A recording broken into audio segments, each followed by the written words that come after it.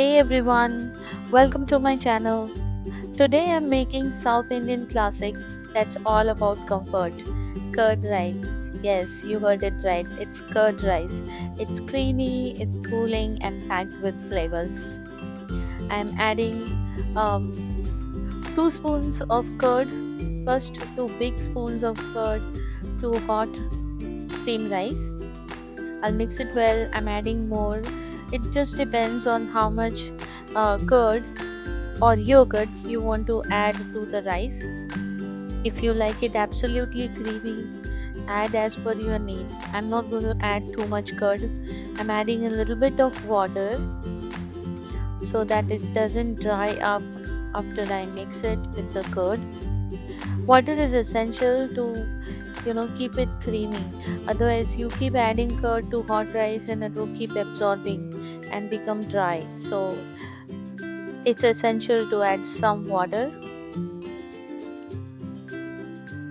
For tempering, I'm using 2 spoons of olive oil. I'm going to add some mustard seeds, let it temper, and then I will add a little bit of urad dal,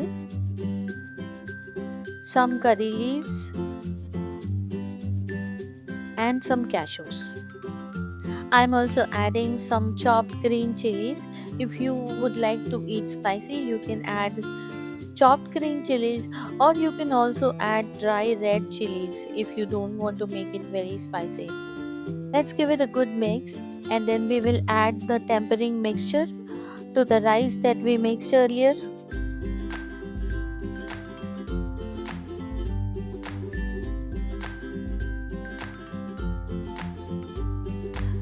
Make sure you mix the tempering very gently with the rice so that you don't break the grain of the rice, because we already added curd and we have made it softer. I'm adding some chopped cilantro to this. Let's add a handful of pomegranate seeds. This will give a good crunch and sweetness to the rice. My girls absolutely love pomegranate seeds in the curd rice. We are done mixing the rice well.